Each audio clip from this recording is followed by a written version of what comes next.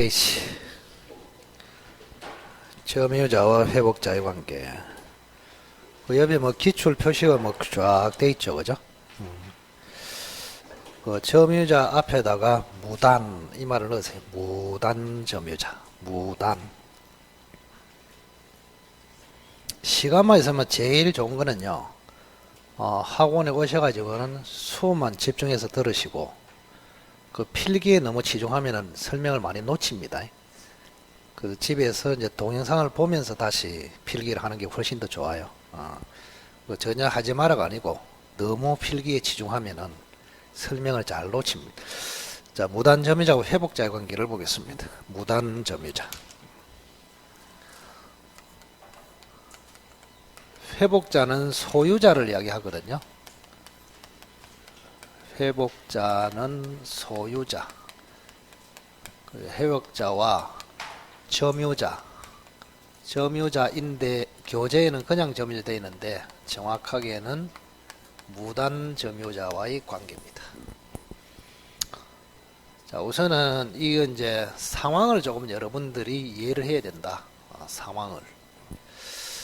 자, 우선은 그림으로 표현을 한번 해보면 갑이라는 사람이 소유자입니다. 소유자. 을이라는 사람에게 빌려줬습니다. 임대차 3월 1일 날. 그래서 을이 지금 임차인으로서 점유를 하고 있다. 이렇게. 그럼 갑은 소유자, 을은 임차인, 점유자 이렇게 됩니다. 자, 그런데 요 임대차가 무효가 됐거든요. 무효 또는 취소가 됐습니다. 취소. 근데 주의해야 될 것은 해제가 됐을 때는 여기에 해당되지 않습니다. 무효 취소. 그럼 임대차가 무효나 취소되면은 을은 집을 반환해야 됩니다. 반환해야 되는데도 여전히 점유하고 있다. 그런 사람을 무단 점유자라고 합니다. 불법 점유자. 이제는 임차인이 아닙니다. 무효됐기 때문에. 그럼 이런 경우에 을이 갑에게 반환하는 과정에서 발생되는 문제가 생긴단 말이에요. 세 가지가 문제 생깁니다. 자, 첫째는 저 집에서 과실이 생깁니다. 요 과실을 을이 먹을 수 있겠느냐? 과실 수취권. 과실에는 두 종류가 있거든요. 천연과실, 법정과실. 천연과실은 그 새끼 있잖아요. 뭐 소, 송아지, 말, 망아지, 돼지, 새끼, 닭, 알. 그 닭 할 때 병아래 이래 보면 끝장입니다. 알. 그거를 천연과실. 자, 법정과실은 물건의 사용료입니다. 자, 땅 사용료, 지료. 집 사용료, 임대료, 돈 사용료, 이자 이런 걸 법정과실을 합니다. 그럼 여기는 집을 이야기하고 있기 때문에 법정과실을 의미한다 이렇게 생각하시면 됩니다.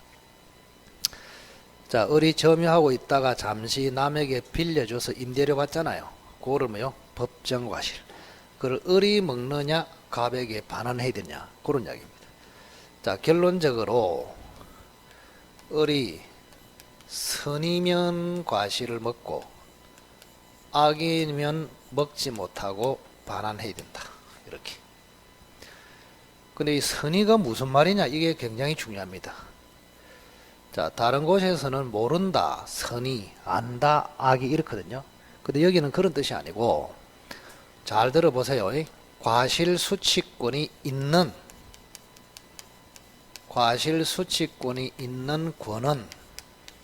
권한이 있다고 오신, 잘못 믿었다. 이거를 선이라 합니다. 정확하게 읽어줘야 됩니다. 과실수취권이 있는, 과실수취권을 포함하는 권한이 있다고 오신. 이거를 선이라고 한다고. 그럼 거꾸로 과실수취권이 없는 권한이 있다고 오신. 이거는 선의가 아니란 말이에요. 핵심이. 그러면 과실 수취권이 있는 권한이 뭐가 있느냐? 대표적으로 소유권, 지상권, 전세권, 임차권, 이런 것들이 과실 수취권이 있는 권한입니다. 그래서 소유권이 있다고 오신, 지상권, 전세권, 임차권이 있다고 오신, 이게 뭐요? 선이란 말이에요. 그럼 과실 수취권이 없는 권한은 대표적으로 유치권 하나를 기억하시면 됩니다. 그래서 유치권이 있다고 오신, 이거는 선의가 아니라고. 선의의 뜻을 정확하게 알아야 됩니다.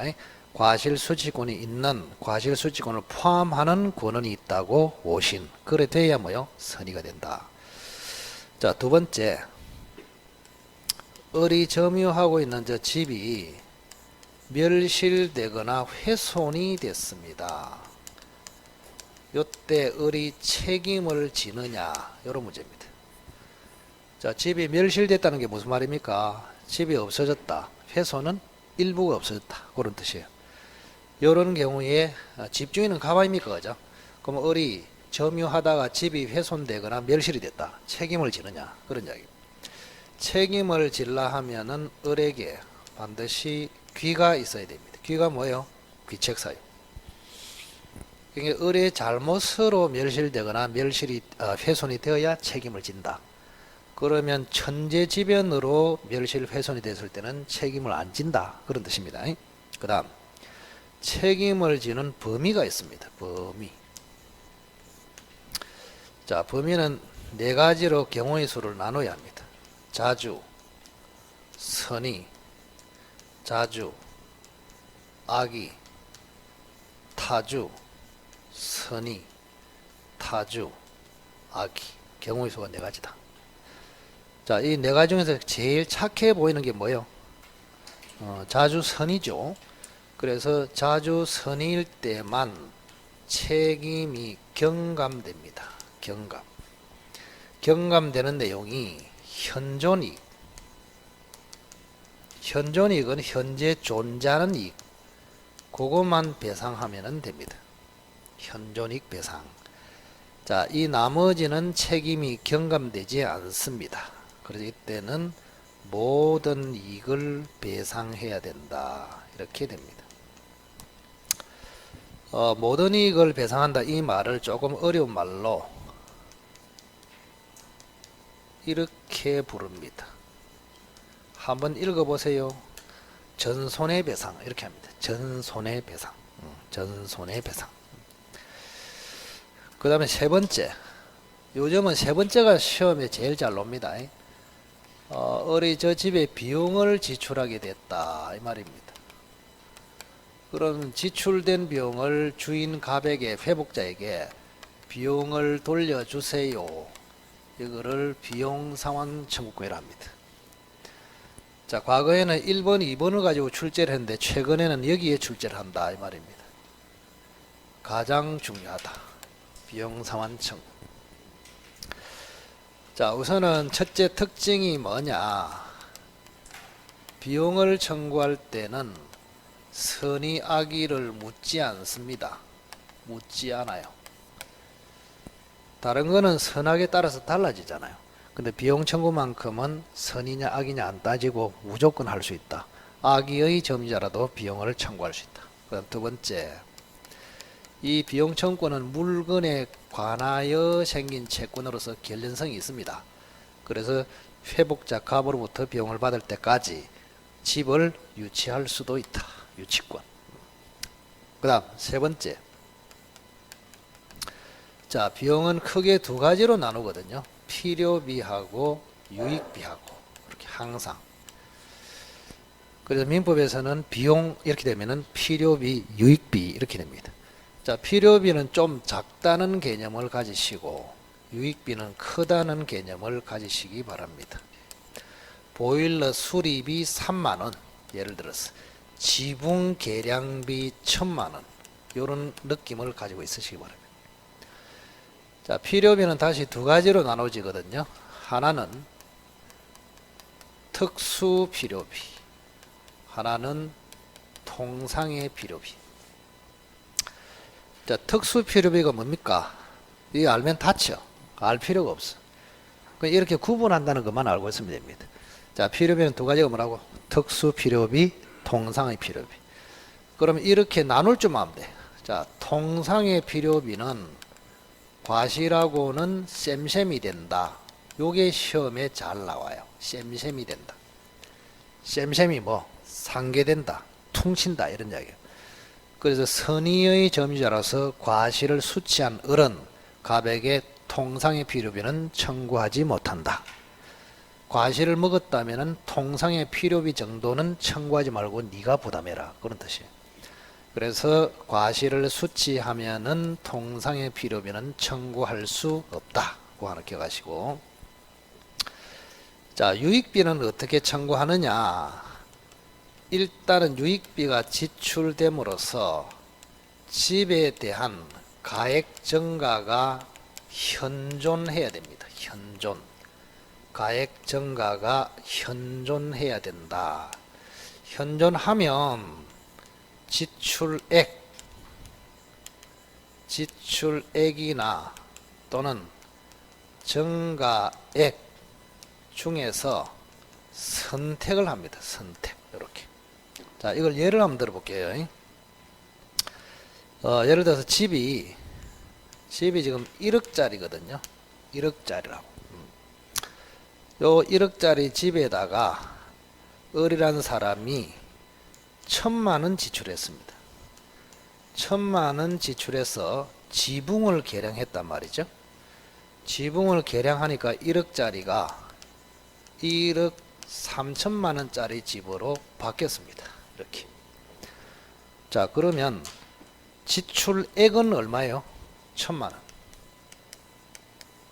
집의 정가액은 얼마예요? 3천만원. 요래 됐잖아요. 요 중에서 선택을 한다고. 그러면 을은 지금 갑한테 돈을 청구해서 받는 사람이고 갑은 돈을 줘야 하는 사람이거든요. 그래서 돈을 선택할 때는 항상 돈을 주는 자가 선택합니다. 회복자가 선택합니다. 요게 포인트다. 여기뿐만 아닙니다. 돈을 선택할 때는 받는 자가 선택한다. 주는 자가 선택한다. 주는 자. 그래서 회복자가 선택해서 주면 됩니다. 얼마를 줄까요? 1,000만 원. 이렇게. 간혹 가다가 어느 학원에서는 저는 3천만 원 선택하랍니다. 니는 떨어졌다. 떨어졌어. 뭐 자선사업가 기질은 가지고 있는 건 모르겠지만 민법상의 인간 개념에서 벗어납니다. 민법의 인간은 합리적인 인간을 전제로 합니다. 주는 사람 입장에서는 작은 거를 선택한다. 그 말이에요. 그죠? 그거 기억하시면 됩니다. 간단하게. 그러면 이것도 이제 중요하잖아요. 유익비를 지출함으로써 집의 가액이 증가돼야 청구할 수 있습니다. 예를 든다면 자, 을이 1,000만 원 들여가지고 지붕을 개량한답시고 고쳤습니다. 근데 고쳤는데 오히려 집을 조져놨어. 1,000만 원 들여가지고. 그래서 집이 9천만 원짜리가 됐습니다. 이렇게. 그냥 상상을 해보자 이 말입니다. 그죠? 공부를 하기 위해서. 그럼 이런 경우에 을이 갑한테 돈 도 이러면 어떻게 할까요? 갑은 대부분에 폭행합니다. 장난치나면서.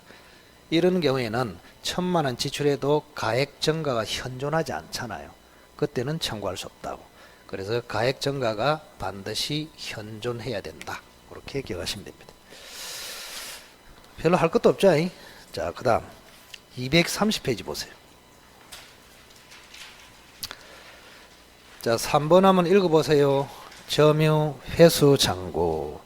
그 다음에 232페이지 보세요.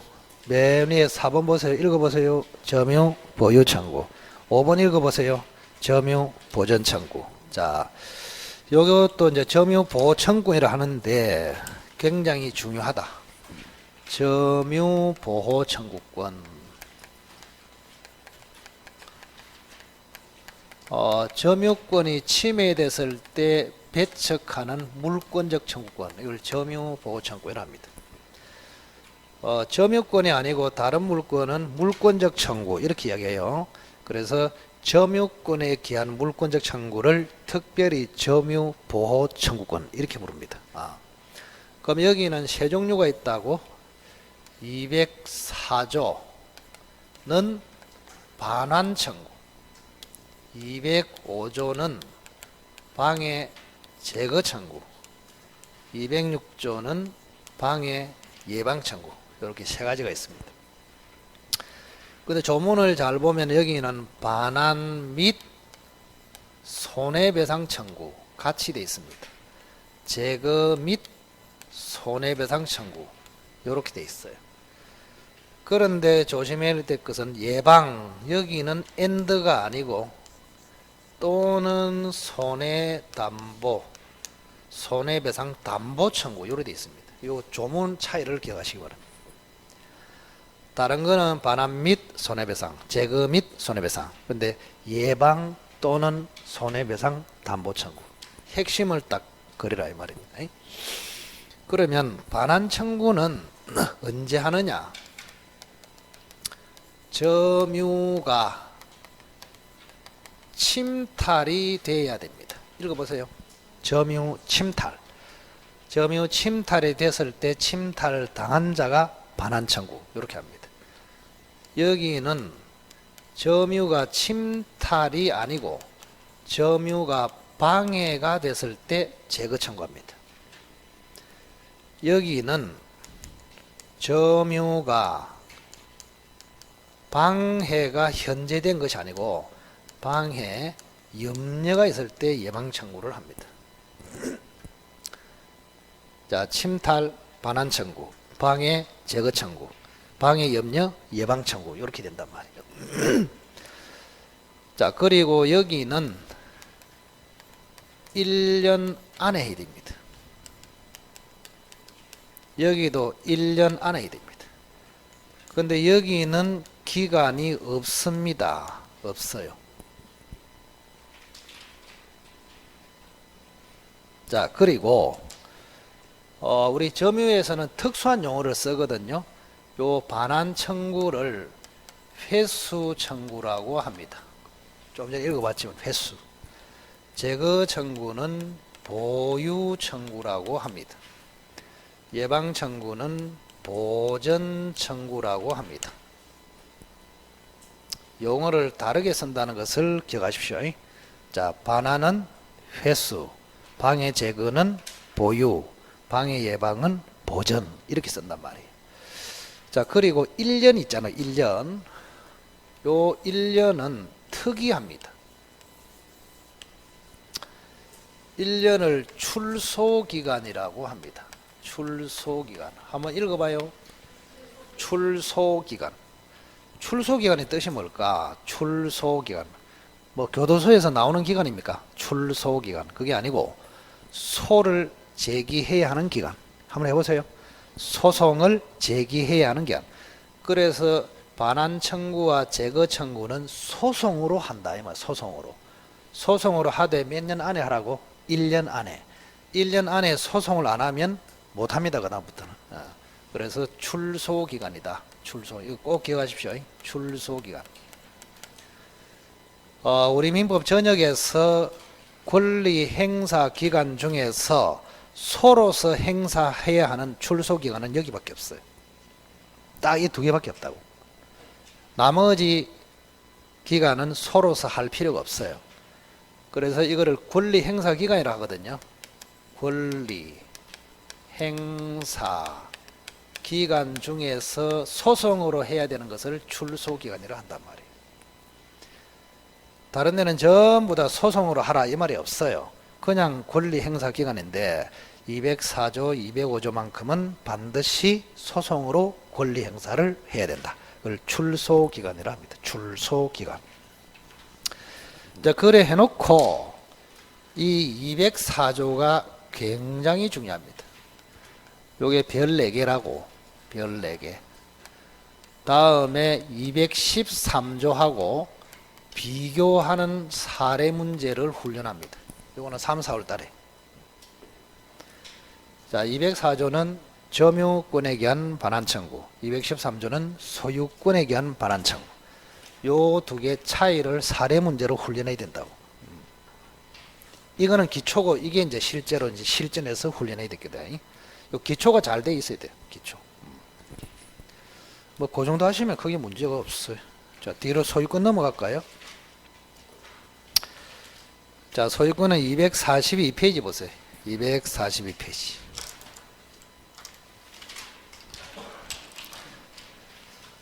자, 우리 물권 중에서 소유권이라는 이 큰 타이틀이 가장 시험에 많이 나옵니다. 작게 나올 때 2문제, 많이 나올 때 3문제까지 나옵니다. 소유권. 그럼 여기는 타이틀이 첫째는 상린권이라고 있습니다. 상린권. 서로 이웃에 대한 권리, 이걸 상린권이라 합니다. 상린권 중에서 주위 토지 통행권, 요게 판례가 집중이 되어 있습니다. 그래서 이게 가장 중요하죠. 4개. 이거를 집중적으로 다루고 상린권. 그 다음에 두 번째는 소유권의 취득 원인. 자, 소유권의 취득 원인은 매매로 취득할 수도 있지만 법률 규정으로 취득할 수도 있다. 매매로 취득할 때는 매매에서 배웁니다. 다음에 계약법에서. 그래서 여기는 법률 규정에 의한 소유권 취득, 그걸 배웁니다. 법률 규정에 의한 소유권 취득. 대표적인 게 취득 시효. 오늘의 하이라이트입니다. 14개. 취득 시효. 그 다음에 두 번째는 첨부라고 있어요. 첨부. 여기에 들어가는 것들이 부합, 혼화, 가공으로 소유권 취득이 있다. 그 중에서 부합이 가장 중요합니다. 13개. 이렇게. 그 다음에 세 번째는 선점, 습득, 발견에 의해서 소유권을 취득하는 경우가 있다. 이거는 11월 달, 12월 달에 그때 간단하게 이야기하고 다음부터 이야기 안 한다 그랬습니다. 책에도 없어. 이거는 제끼고. 그 다음에 세 번째는 여러 사람이 소유하는 것을 공동 소유라 합니다. 또 이게 완전히 엑기스죠. 반드시 여기는 한 문제. 한 문제가 나올 때도 있고 2문제까지 나올 때가 있습니다. 공동조. 자, 오늘은 여러분들의 정서 안정을 위해서 여기까지만 합니다. 정서 안정. 그 휴가가 명절 이선 다음에 할 때는 너무 빡빡하게 하면 안 돼. 오늘은 여기까지만 한다. 자, 그래서 항상 제가 뭐를 설명할 때는 전체를 설명하고 들어가잖아요. 그죠? 그 숲을 보는 게 굉장히 중요하다고.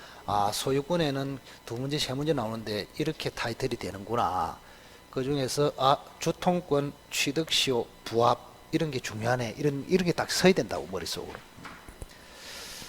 자, 우선은 242페이지 보세요. 자, 앞에는 볼 것도 없어요. 242페이지 맨 밑에 지표면의 자연석 찾았어요?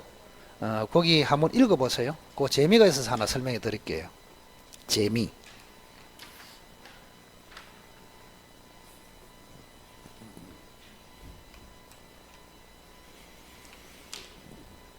자, 됐고 앞으로. 여기 석불 사건이라고 있거든. 석불 사건. 석불이 뭐예요? 석불. 부처님 얼굴 이런 거 아닙니까? 석불. 자, 여기 서울에 북한산이 있습니다. 북한산 실제 사건. 북한산에 등산로가 이렇게 있었어. 등산로. 근데 A라는 교수가 있었는데 서울에 있는 무슨 대학교 미대 교수입니다. 미대. 조각을 전문으로 합니다. 근데 A라는 교수가 등산을 하다가 바위를 하나 발견했어요. 근데 바위를 자세히 딱 보니까 사람 얼굴 모양을 하고 있단 말이야. 그래서 이 사람은 안 그래도 지금 불교 신자야. 그래 이 바위를 보고 불심이 발동해가지고 저거를 부처님 얼굴로 만들어야 되겠다 싶어서 1년 동안 오르락내리락 하면서 조각칼로 계속 깎았습니다. 깎았어. 그 여기 석불로 바뀌어버렸어. 석불. 그럼 이 산은 B가 지금 소유하고 있거든요. B가. 그럼 원래 바위 시절에는 B 겁니다. 맞죠? 산에 있는 바위도 지가 아닙니까? 그죠? 근데 석불이 됐을 때는 어떻게 됐을까? 자, 이 문제는 바위 시절에는 바위 값이 1,000원밖에 안 돼요. 1,000원밖에. 근데 예술 작품으로서 석불이 되니까 그 당시에 1억 정도 나갔단 말이에요. 1억. 이게 17년 전인가 그렇거든요. 그러니까 1,000원짜리일 때는 분쟁이 안 생기잖아요. 이때. 그 1억짜리가 돼버리니까 내 거다, 내 거다 이렇게 재판이 붙었단 말이에요. 여러분이 판사라면 누구 소유로 인정했을까요? 네, 교수. 네. 그래서 여러분 합격할 수밖에 없다. 상식이 출중하다, 그죠? A 교수. 그래서 이제 우리 판결이 뭐가 나왔냐? 이 돌일 때는, 바위일 때는 산에 부합한다. 산에 부합한다. 그런데 예술 작품으로 바뀌면 산과는 별개의 독립물이다. 이렇게 봤단 말이에요. 아시겠죠? 산에 포함이 되어버리면 비것이 되잖아요.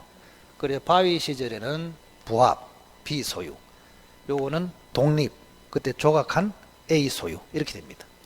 그래서 A가 차지했다. A가. 그럼 B한테 A는 돌값은 줘야 되겠죠. 얼마를 줍니까? 1,000원. 그래서 A 교수는 석불을 소유한다. 그리고 A는 B에게 1,000원을 지급하라. 이런 판결이 나왔습니다. B는 판사 앞에서 즉시 기절했습니다. 뭐 기절하든지 말든지 판결은 이렇게 나온다. 교수 거다 이런 이야기입니다. 243페이지. 자, 포락이란 말이 무슨 말일까요? 포락.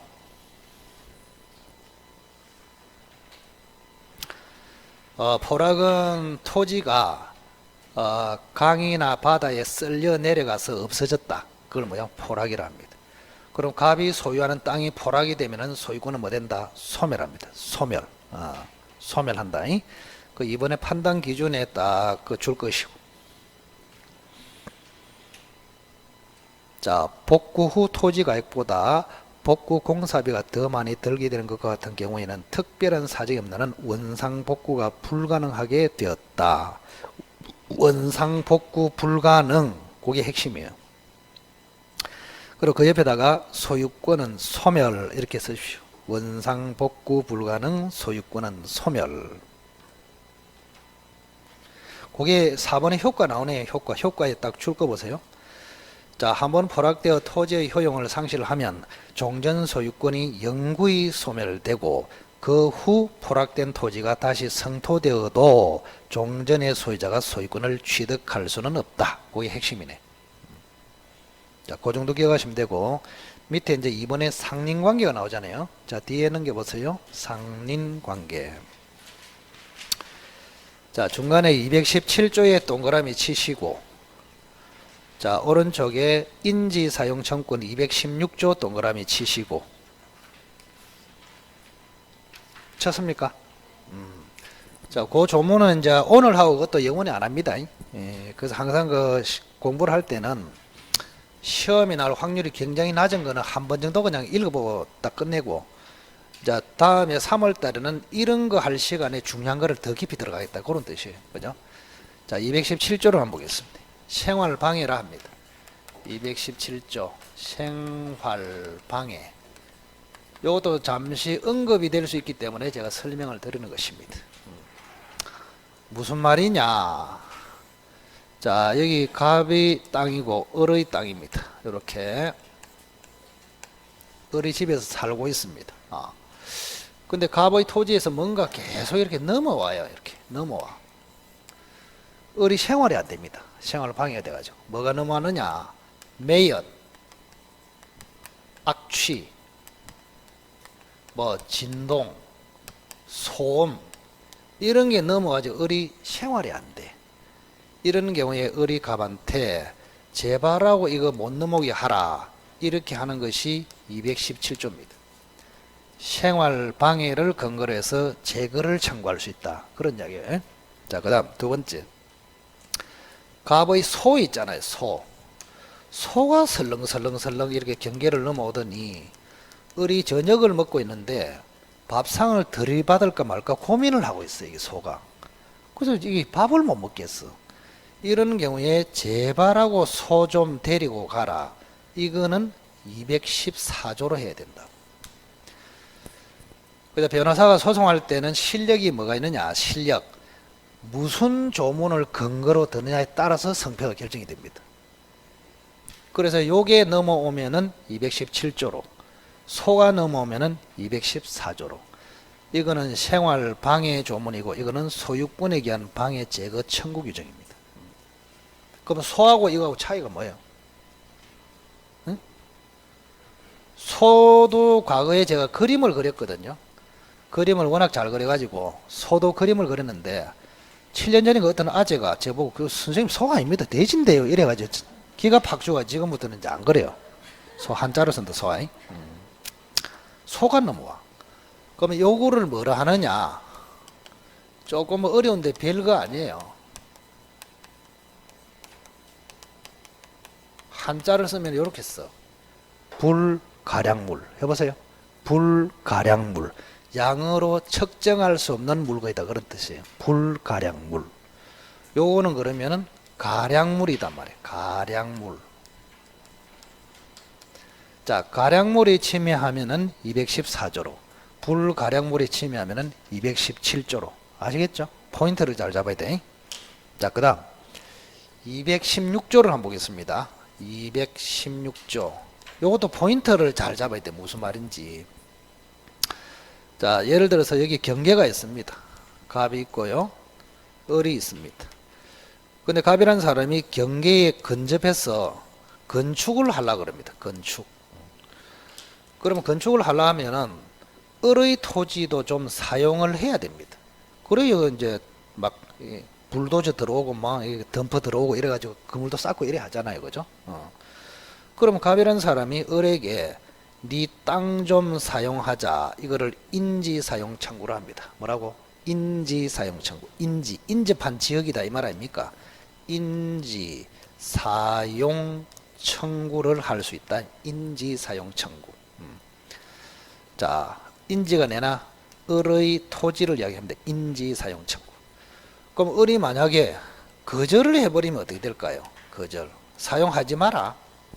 재수 없다. 이래 되면은 갑이 소송을 해가지고 판결받아서 강제로 사용할 수 있습니다. 뭐 할 수 있다고? 판결받아서 강제로 할 수 있다고. 근데 포인트가 뭐냐? 만약에 이 을이 집에서 살고 있어. 근데 여기 하필 을의 마당이야. 마당. 뭐라고요? 마당. 마당을 우리가 쉽게 주거라고 합니다. 뭐라고? 주거. 그러면 갑이 을의 주거를 사용하겠다고 청구에 들어봤단 말이에요. 이렇게. 그때는 판결로 절대 안 됩니다. 반드시 을의 승낙을 받아야 한다. 이게 포인트라고. 아시겠네요?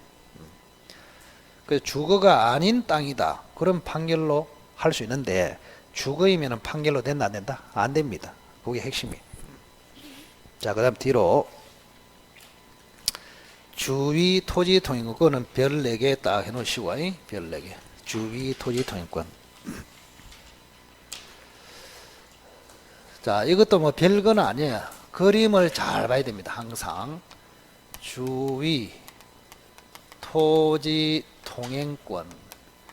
주위 토지를 통행할 수 있는 권리다. 그렇다면 주위 토지 통행권. 예를 든다면 여기에 도로가 있습니다.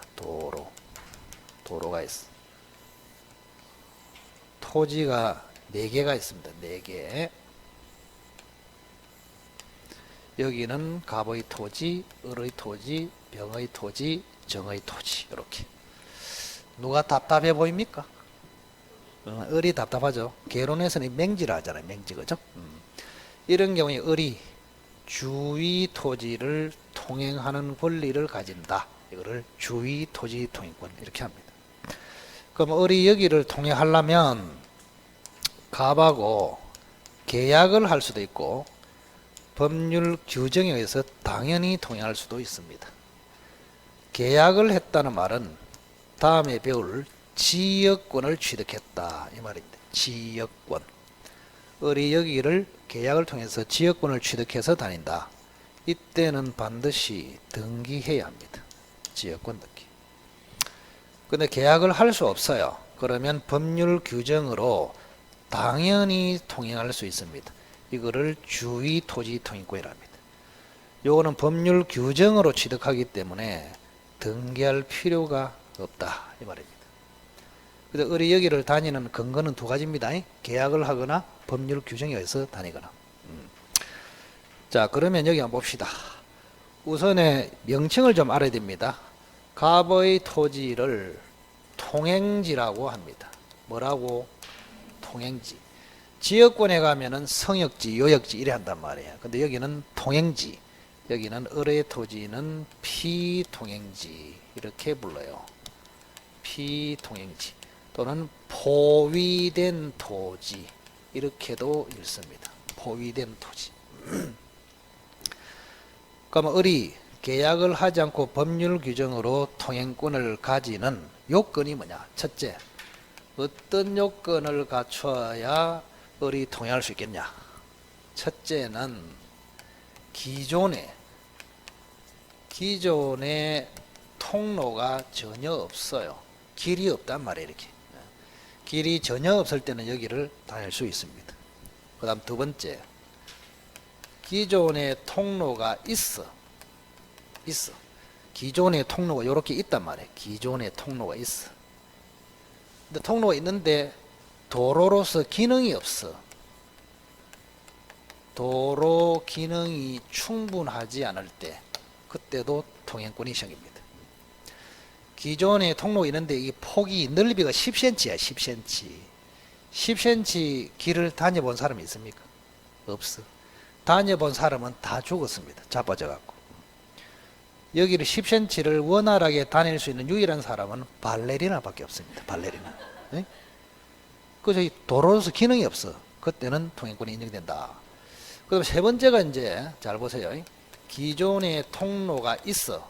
충분한 기능도 있어. 그런데 충분한 기능이 있음에도 더 편리할 목적으로 통행권을 인정할 수는 없다. 하나의 판례로 되어 있습니다. 제가 분해를 해서 그렇지. 자, 그래서 을이 여기 통행권을 가지려면은 기존의 통로가 아예 없거나 통로가 있어도 충분한 기능이 없어야지, 기능까지 있는데 더 편리할 목적으로는 인정이 된다 안 된다? 안 된다. 그 다음 두 번째, 보상 문제. 자, 을이 여기를 다닐 때 돈 줘야 되느냐 안 줘도 되느냐. 자, 원칙은 남의 토지를 다니기 때문에 돈 주고 다녀야 합니다. 이거를 유상통행권의 원칙이라 합니다. 유상통행권. 돈 주고 다니는 것이 원칙이다. 이런 이야기입니다. 유상통행권. 근데 특별한 경우에는 공짜로 다닐 수도 있습니다. 무상통행권. 예외적으로. 이게 중요하겠죠. 그럼 어떤 경우에 공짜로 다니느냐? 딱 두 가지입니다. 요거는 머릿속에 암기를 해야 됩니다. 자, 하나는 여기 잘 보세요. 원래 요게 하나의 토지입니다. 원래 하나의 갑의 토지야. 갑의 토지인데 일부를 양도했다. 을에게. 한 개의 토지 중에서 뭐를 양도했다고? 일부를. 그리고 갑이 전체를 소유하다가 요 부분을 을에게 일부 양도를 했다. 이 말입니다. 일부 양도.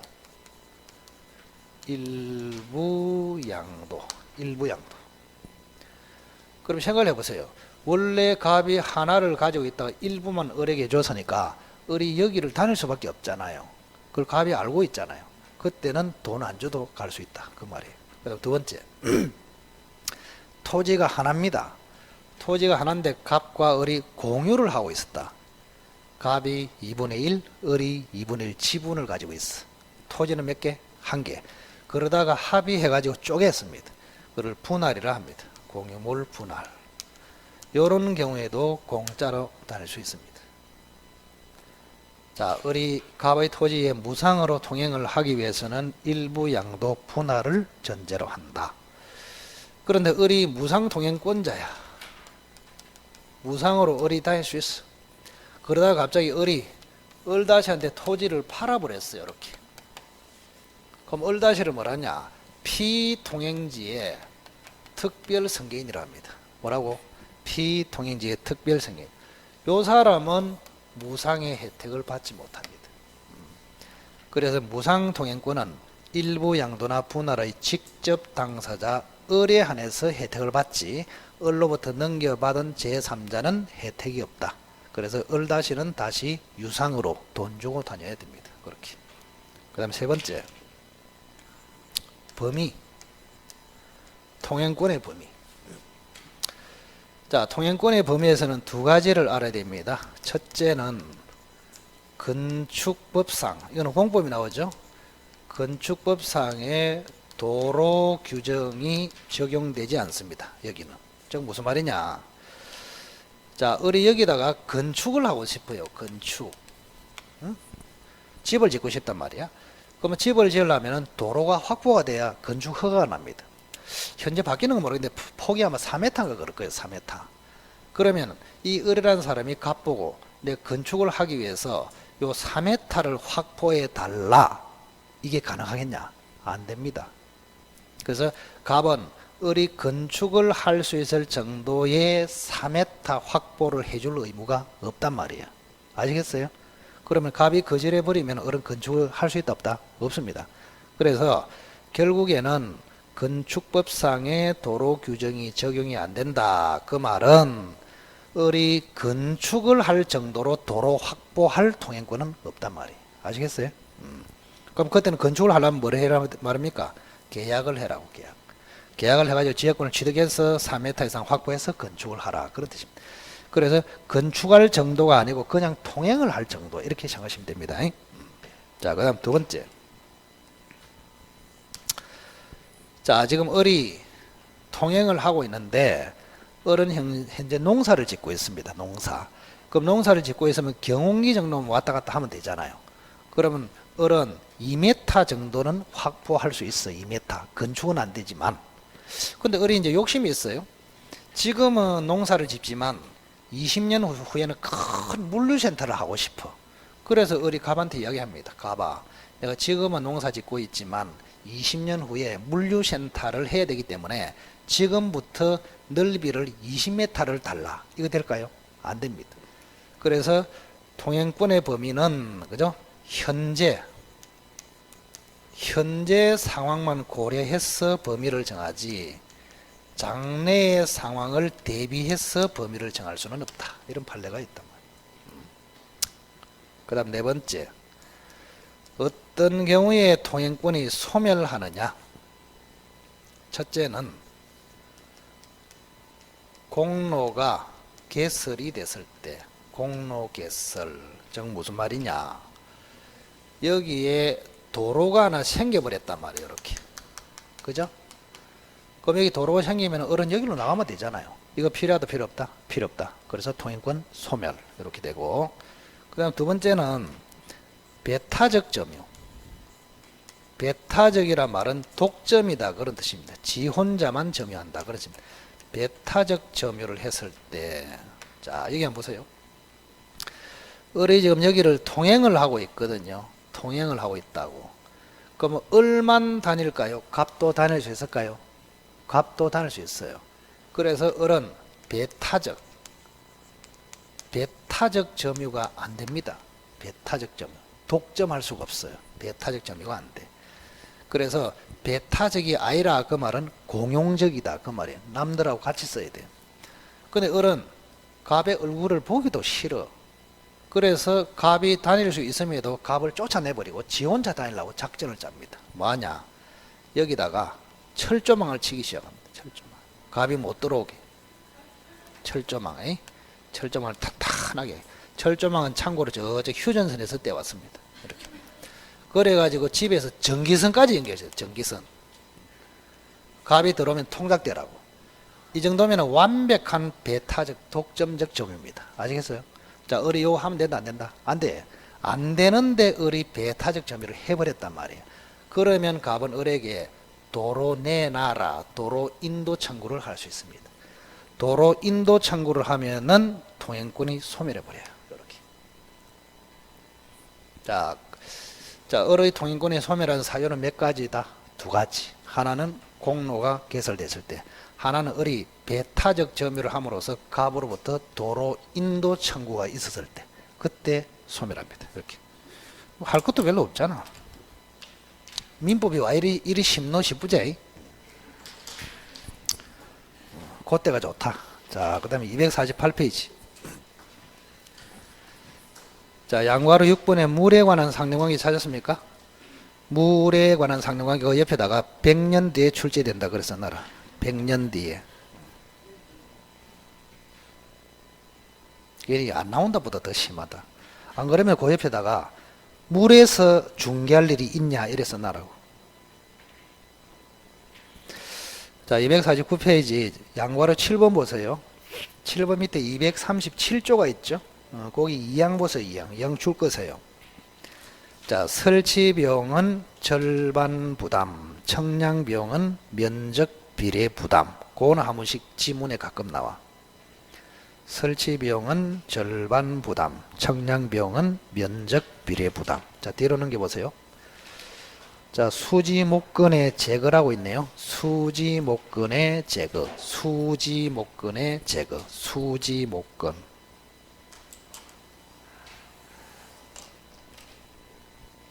수지가 뭐예요? 수지. 수지. 예, 나무 가지죠, 그죠? 나무 가지. 여기 한번 봅시다. 쉬워. 여기는 갑의 토지고 여기는 을의 토지입니다. 나무가 하나 있습니다. 나무. 그 뿌리가 이렇게 을로 넘어왔어. 가지가 이렇게 넘어왔어요. 이렇게. 옛날에는 제가 칼라로 안 썼거든요. 여기도 하얀색, 여기도 하얀색 썼다. 하얀색을 쓰니까 그 몇 년 전에 어떤 아재가 선생님 뿌리가 어느 부분입니까? 물을 샀어. 그거를 없애기 위해서 지금 요거는 가지고 뿌리고 그죠? 지금 시험 되는 건 모르겠다.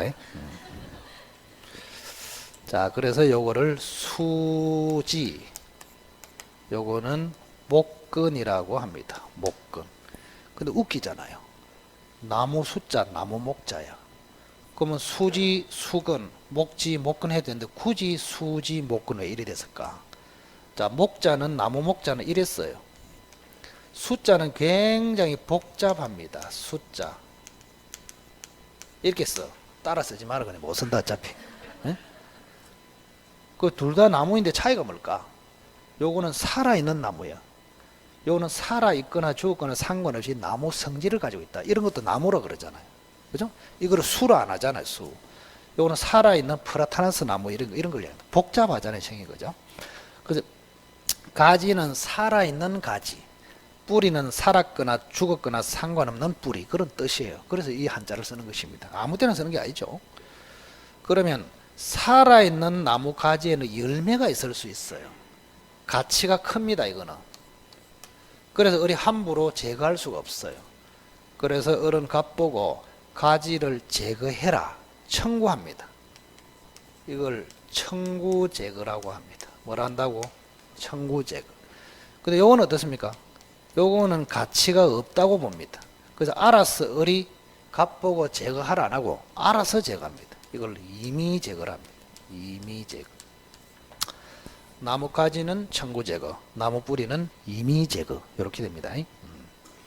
제가 나무 가지가 가치가 더 큽니다 하니까 어떤 아재가 또 손을 들더만은 뿌리가 더 가치가 큰 데서 샀더라고. 그럼 내가 물어봐서 한의원에 다닙니까? 하니까 예, 이러더라고. 그 한의원에서는 요게 또 약재가 된다 볼 수 있지. 그거는 지 생각이고, 지 생각. 그죠? 일반 전체 국민으로 봤을 때는 나무 가지가 가치가 더 높다 이렇게 생각하고, 요거는 함부로 제거할 수 없고 갑한테 제거해라. 요거는 함부로 제거할 수 있다. 그 차이입니다. 간단하게. 자, 그 정도 보시면 됐고, 그 다음 252페이지 넘겨보세요. 파란 이번에 소유물 반환 청구 있죠. 그 옆에다가 크게 213조 적으시고 213조. 그리고 그 옆에다가 204조와 비교. 아까 했습니다. 204조. 213조는 소유권에 대한 반환 청구. 204조는 점유권에 대한 반환 청구. 그는 3, 4월 달에 한다. 케이스로 나온다. 그렇게 이야기했습니다. 소유물 반환 청구 옆에다가 213조와 204조의 비교. 그리고 오른쪽에 이거 굉장히 글이 많잖아요. 복잡하다, 그죠? 오른쪽에는 꼬표라, 꼬표. 꼬표. 크게 꼬표. 꼬표 했습니까? 아, 잘했어.